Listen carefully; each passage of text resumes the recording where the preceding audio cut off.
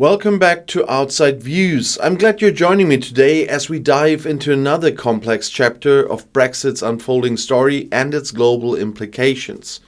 The UK splits with the EU by opting against snap tariff retaliation. The year is 2025 and once again the UK finds itself at the heart of a trade dispute, this time sparked by the United States under President Donald Trump. Recently, the US imposed sweeping tariffs, a hefty 25% on steel and aluminum imports globally, with no exceptions for Britain. This unexpected move delivered a major diplomatic blow to Prime Minister Keir Starmer's government, coming just weeks after a seemingly productive visit to the White House. Many in London had anticipated that Trump's return to power, coupled with Starmer's proactive diplomacy, would shield the UK from these aggressive trade measures. Yet, reality struck harshly, putting the UK economy, particularly the already struggling steel industry, under significant strain. Interestingly, Britain's response significantly diverges from that of the European Union. While the EU immediately implemented countermeasures, swift retaliatory tariffs, the UK chose a notably different path. Junior Treasury Minister James Murray confirmed that Britain would not retaliate instantly, although it reserves the right to do so at a later stage. Prime Minister Starmer himself expressed his disappointment but emphasized pragmatism, indicating all response options remain open. Why this divergence and what does it reveal about Britain's post-Brexit foreign policy? Starmer's government appears eager to maintain and cultivate a beneficial trading relationship with the United States, hoping this conciliatory approach will facilitate broader economic agreements in the future. Jonathan Reynolds, Britain's Business and Trade Secretary, reiterated the government's pragmatic stance, highlighting ongoing negotiations aimed at eliminating tariffs and strengthening the UK-US economic relationship. But this pragmatism comes at a cost, exposing fractures between the UK and its European allies. The European Commission's swift retaliatory measures highlight Europe's unified stance against what it perceives as aggressive American trade policy. Britain's reluctance to follow suit underscores its post-Brexit autonomy, but also complicates Starmer's efforts to rebuild bridges with European partners. Brexit promised greater control and flexibility, but this situation vividly demonstrates how increased autonomy can lead to difficult diplomatic choices and isolation. The implications for Britain's steel industry, already vulnerable and struggling for decades, are stark. Since 1990, UK steel production has plunged more than 60%, battered by high domestic energy costs, global oversupply, and ambitious decarbonisation goals. These new tariffs may represent, as Gareth Stace from UK Steel puts it, another nail in the coffin. Already, British steelmakers report cancelled orders and paused contracts from American customers, causing immediate economic damage. Stace argues strongly for Britain to mirror the EU's approach, implementing measures to prevent surplus steel from flooding the UK market. He warns that without protective actions, Britain risks becoming a dumping ground for steel that would have otherwise gone to the US.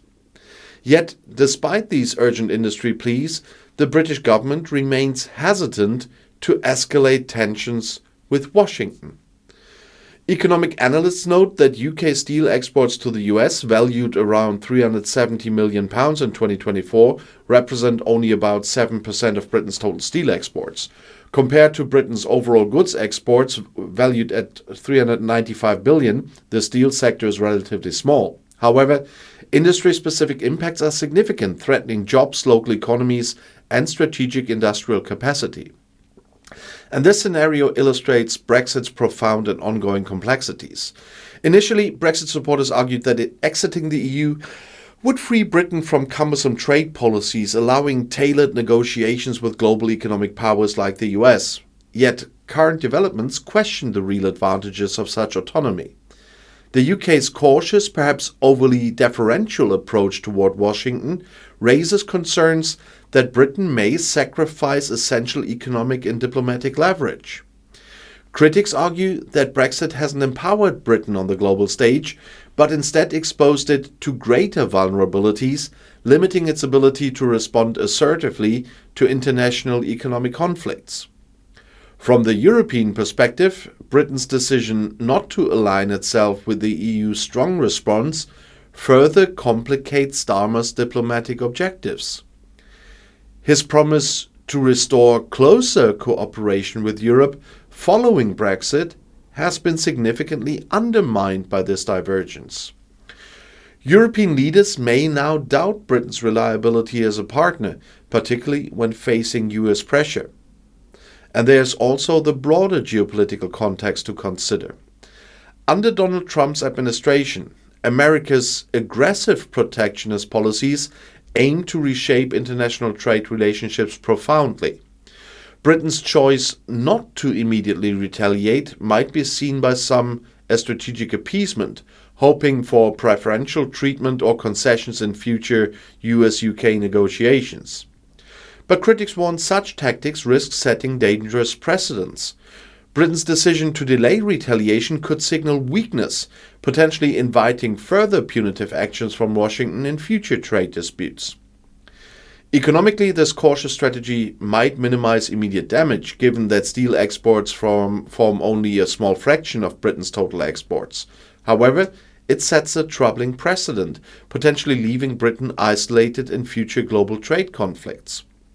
Without solidarity from Europe, Britain becomes more vulnerable to unilateral US economic pressures. Furthermore, Britain's decision not to retaliate immediately has domestic political implications. It highlights contradictions within Starmer's Labour government, revealing a challenging balancing act between protecting British industry, maintaining strong relations with Washington, and reassuring voters who expect assertive leadership.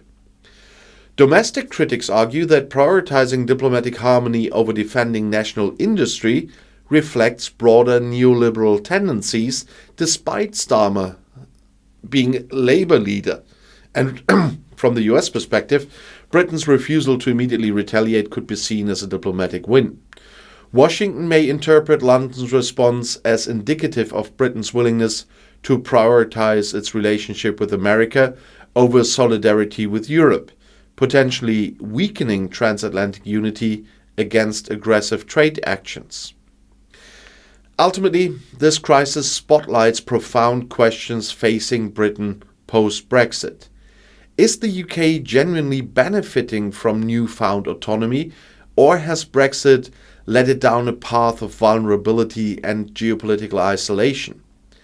Can Britain truly achieve an advantageous independent trade stance, or will it find itself increasingly squeezed between major global players?